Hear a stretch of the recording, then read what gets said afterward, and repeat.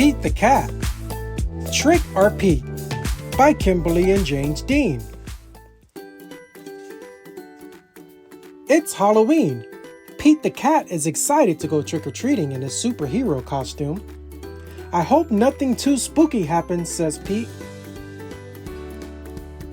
It's a witch.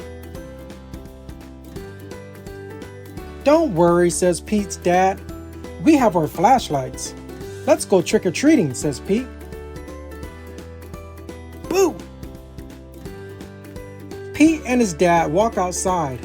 Whoosh! The wind rustles the leaves. Pete sees something moving in the tree. Ooh, it's just an owl. That wasn't too spooky, says Pete. They arrive at a neighbor's house. Pete rings the bell. He hears a strange sound coming to the door. Trick or treat! It's just Callie, Pete says. She's not too spooky. Callie joins Pete and his dad trick-or-treating.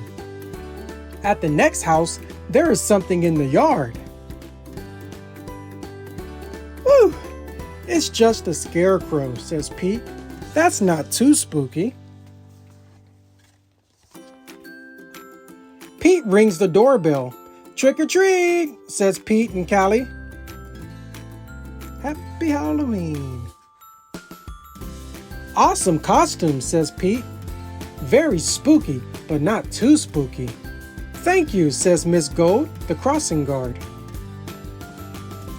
At the next house, there is something glowing on the steps.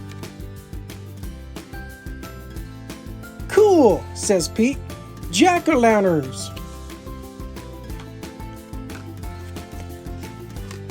Callie rings the doorbell. Trick or treat, says Pete and Callie. It's Pete's teacher. One piece of candy each, she says.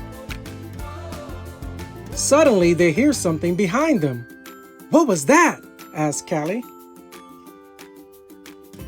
Oh, it's just our friend Emma, says Pete.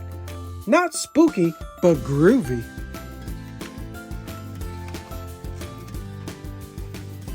One last house, and then we'll go home, says Pete's dad. Pete rings the bell. Ding dong! Yikes! It's a spooky ghost, screams Pete. Don't be silly, Pete. It's just me, says Grandma. Callie and Pete get treats and hugs. Trick-or-treating wasn't too spooky at all. It was actually full of sweet surprises.